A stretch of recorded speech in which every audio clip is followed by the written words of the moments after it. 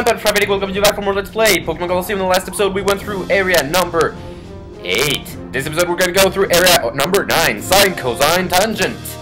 Or, yeah. And this guy's talking about trigonometry, which is one of my... It's actually one of my subjects this semester. Weird how he mentions that. Anyways, I'm gonna start off with... I'm gonna go with Espion, Umbreon, and Bottles. It's kind of a pattern I got here. I should have gone with Tyranitar instead of Bottles now that I think about it, because it's got an Azumarill and a Peli... I forgot his name. I've watched too much Game Grumps. I was inclined to call it Pelistorm, but it's not Pelistorm. It's Pelican. No, a Pelican is a real Pokemon. I mean, a real animal. What the hell? Okay, I should really get myself back in order here. It's a Pelipper. Okay, there you go, Pelipper. My God. Also, I know Chuka Conroy started his Let's Play on Pokemon Colosseum the day before I'm recording this. So, that's the thing.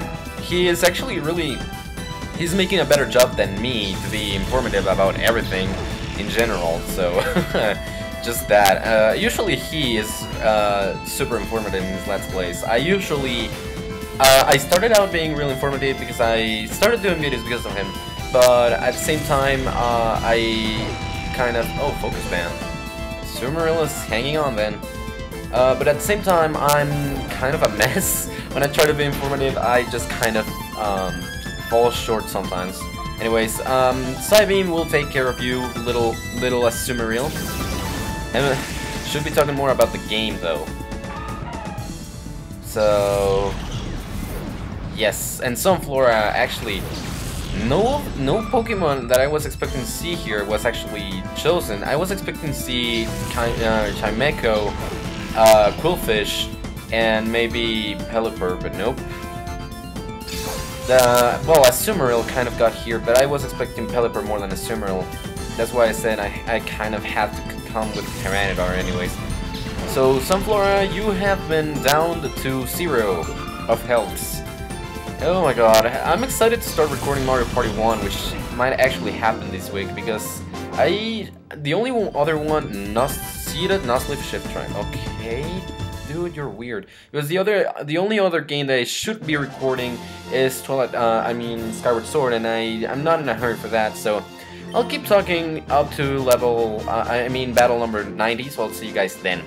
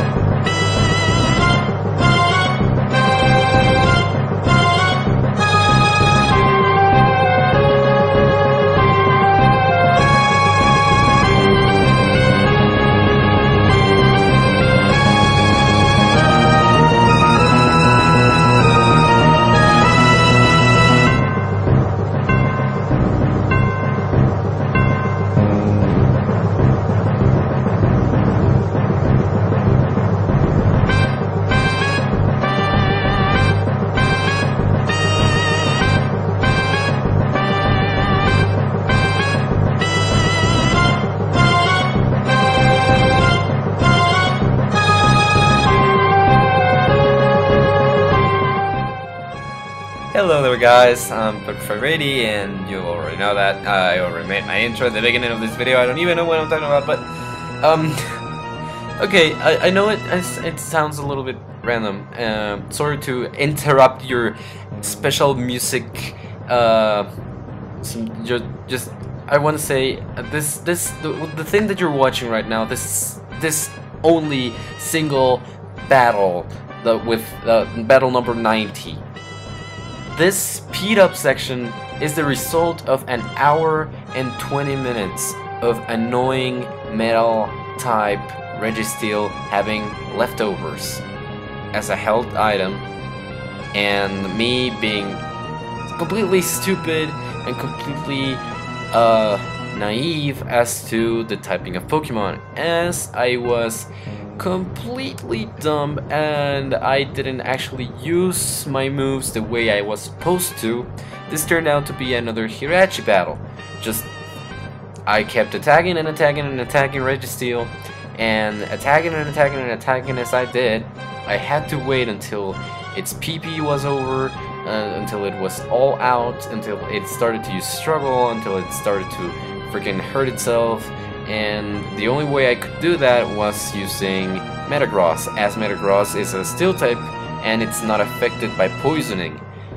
Only downside to this is that I wasted a lot of time while I had the correct movesets to actually finish off Registeel with a good strategy. I had Flygon, which is a ground dragon type, and I had Tyranitar, which is able to use Earthquake, a ground type move. Admittedly, it would have been better that I had a fire type Pokemon with me at this point, but of course I neglected that as I didn't actually train Houndoom, which would have been my actual choice, and I neglected it because it was a dark type as well as Umbreon, and I had it kind of irreverent having two, well, not irreverent, but just repetitive to have two dark types in my team, being that one of them is only knows one dark type move, but I used for pretty much the whole Let's Play, and another one being Houndoom, knowing only two fire type moves, a dark type move, and something else that I just forgot about the moveset. So I actually recommend a lot that you pretty much have a fire type with you, which is the same recommendation I gave you last time we were I post-commentated in the part of Hirachi last week, and yeah, pretty much that, because I was actually live commenting all this until I just realized it was just going to take a long while. I actually resorted to playing Metroid Fusion at the same time I was trying to deal with this battle, because I just knew this is going to turn into another Hirachi battle, so I'm just going to play another thing.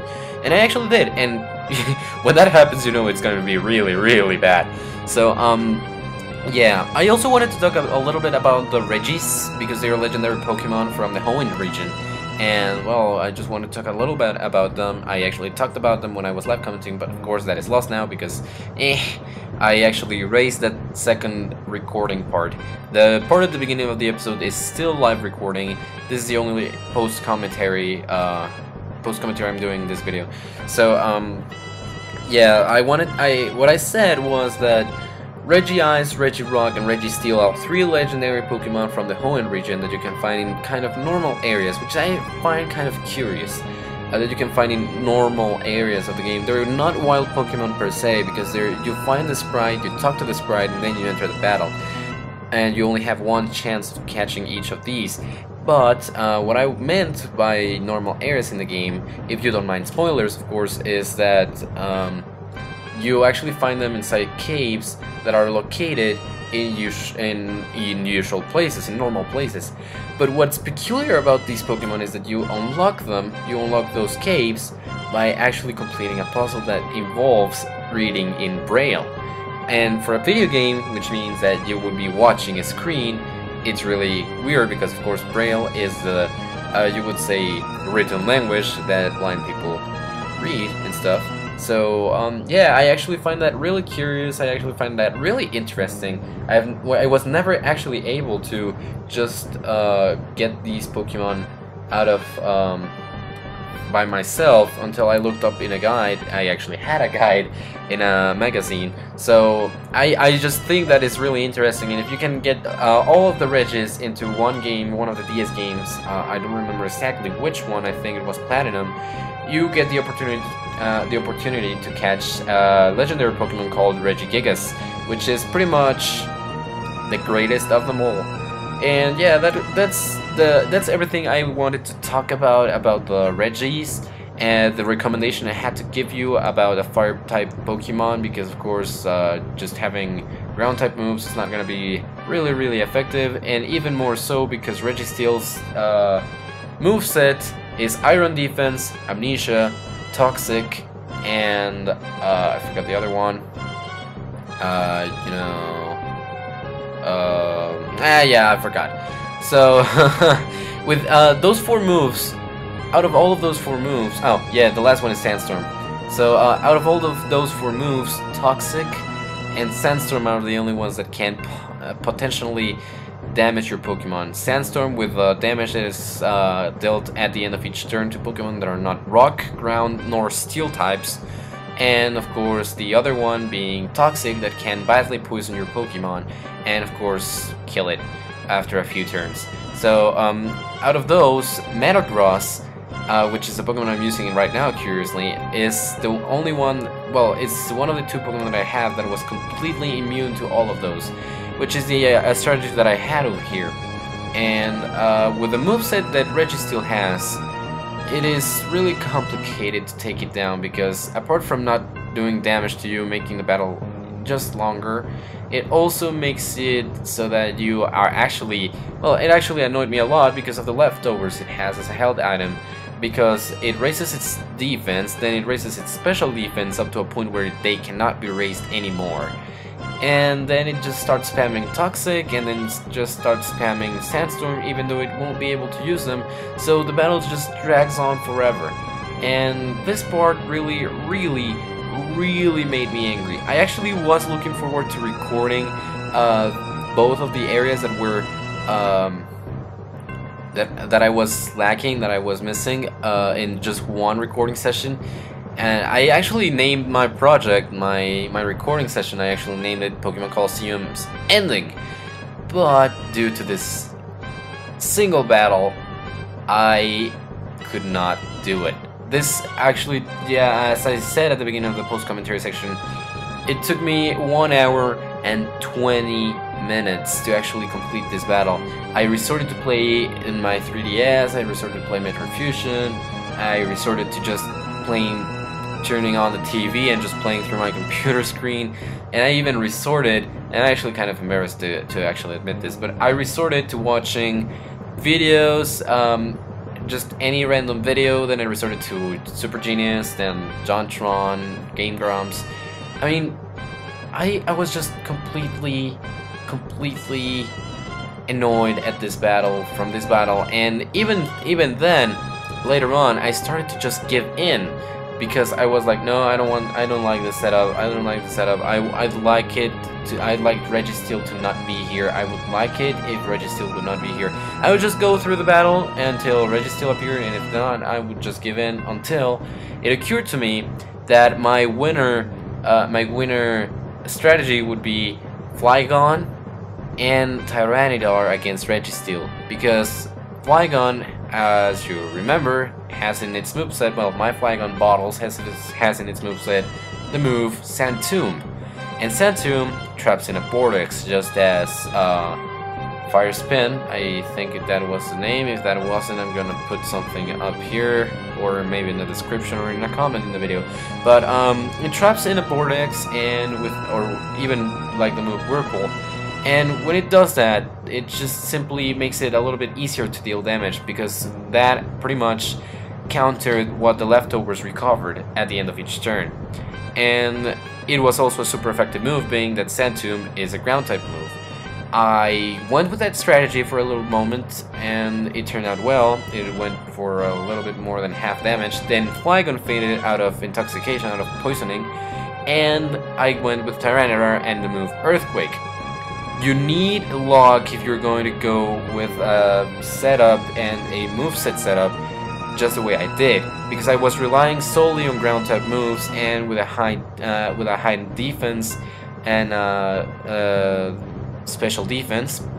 It's really hard and it's really time consuming to actually deal with this. But in the end, I actually managed by having a critical hit and then a couple more hits with Earthquake. So again, I really want to make this super clear.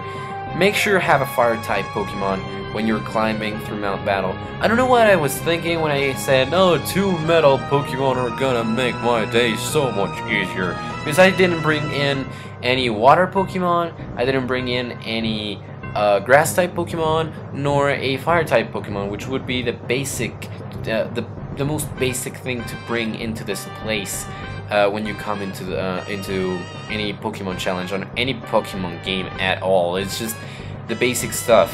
So yeah, I really lagged out on that, and I do really recommend that you bring one of those, one of fire type, one of leaf, or I mean grass type or water Pokemon, because it really does help you out. That's why I thought I had Tyranitar for, because it has Thunder, it has